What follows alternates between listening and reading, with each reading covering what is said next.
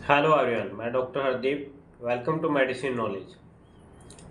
आज हम आयुष्मान कार्ड का जो इशू चल रहा है उसके बारे में डिस्कस करते हैं।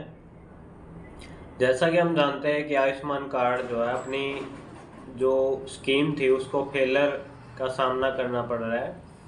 अब इसका सबसे बड़ा कारण डॉक्टर्स के मुताबिक तो सरकार उनको जो है पैसे पे नहीं कर पा रही है। तो सबसे बड़ा कारण जो इस पर इशू हो रखा है वो यही हो रखा है सबसे ज़्यादा। लेकिन इससे क्या इम्पैक्ट पड़ेगा, क्या ये इसका बेनिफिट था और क्या अब इसकी वजह से नुकसान होगा। देखो, सबसे बड़ा बेनिफिट तो ये था कि जो सक्षम नहीं थे इलाज करवाने के लिए उनका इलाज हो रहा था। वो बीपीएल फैमिली या जो भी था, मतलब जिन्होंने भी आयुष्मान कार्ड बना रखा था।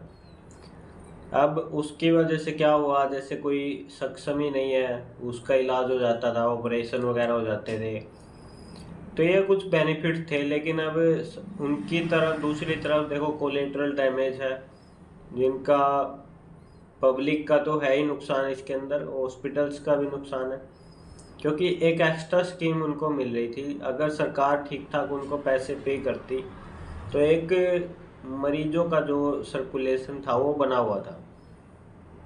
अब इसमें क्या दिक्कत आ रही है कि क्योंकि सरकार जो है पहले उनकी सर्जरी का फोटोग्राफी या जो भी है उसके डॉक्यूमेंट सबमिट कराती है, फिर उसके पैसे रिफंड होते हैं। लेकिन काफ़ी लंबे टाइम से उनको रिफंड किया ही नहीं हुआ, पैसा ही नहीं मिला। अब देखो, इसमें कुछ हद तक जो है नुकसान होता है हॉस्पिटल्स का। क्योंकि कोई भी सर्जरी, कोई भी मेडिसिन, क्योंकि सरकार ने तो अब पूरी तरीके से कैशलेस ही किया था उसको, कि आपको तो कुछ नहीं देना है। अब कोई भी सर्जरी होती है या कोई भी दवाइयाँ जो यूज़ होती हैं उसके अंदर, अब उनकी जो कॉस्ट है वो तो कम से कम उनको पे करनी चाहिए। मान लो, बाकी देखो कैश पे अगर इलाज कोई 1.5 लाख रुपए में पड़ता है तो उस पर फ्री में हो रहा था। अब ऐसा तो नहीं 1.5 के 1.5 उनको बच रहे थे, अब उसमें से कुछ तो उनका कॉस्ट भी लगा होगा।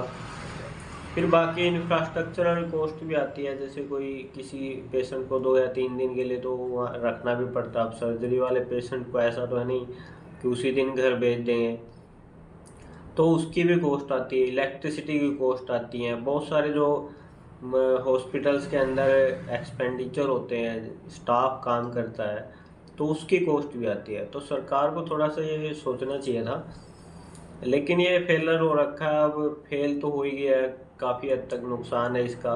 अब जिनके बेचारों के बने हुए थे अब वो तो दिक्कत ही है उनको, क्योंकि कोई भी आदमी सक्षम नहीं था महंगे हॉस्पिटल में इलाज करवाने के लिए। और मजबूरी में अगर कैश की बात आती है तो मैक्सिमम हॉस्पिटल्स में जाने से लोग बचते ही हैं। आयुष्मान कार्ड एक राहत भरी खबर थी उनके लिए, क्योंकि वो बिना सोचे समझे किसी भी अस्पताल में जाकर, जो कि उससे एफिलिएटेड था, उसमें जाकर इलाज करा सकते थे। और एक दोहरा रवैया भी जो है अब देखने को आ रहा है, सरकार का भी हॉस्पिटल्स का भी। वो भी जो है आम आदमी से कन्नी काटते हैं। और हॉस्पिटल्स ने तो काफ़ी समय से जो है इन उसने तो बंद ही कर दिया था पहले कि हम तो लेंगे ही नहीं। अब काफ़ी हद तक बायकॉट ही कर दिया है कि अब तो चलेगा ही नहीं। कल भी जैसे 7 तारीख को डॉक्टर्स की मीटिंग थी, उन्होंने ज्ञापन सौंप दिए कि अब वो आयुष्मान पर इलाज ही नहीं करेंगे। तो मेरे हिसाब से देखो, बढ़िया स्कीम थी, जिनको फ़ायदा हो रहा था उनको फ़ायदा था। और हेल्थ सेक्टर एक ऐसा सेक्टर है जिसके अंदर पैसे का, अगर बाई चांस, इसमें सब आते हैं, कोई गरीब अमीर का कुछ नहीं है।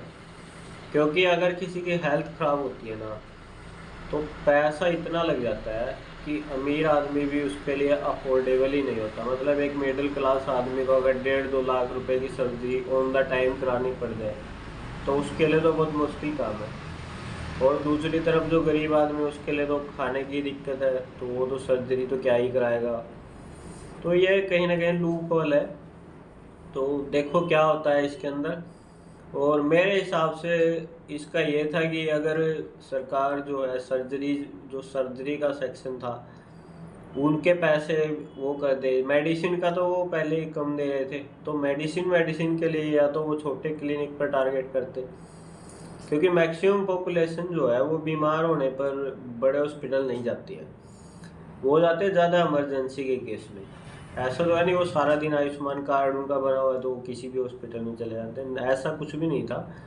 एक नॉर्मल जिनको ज़रूरत थी उनके लिए ही था कि, और वो ही हॉस्पिटल आए, बड़े हॉस्पिटल में कोई नहीं जाना चाहता।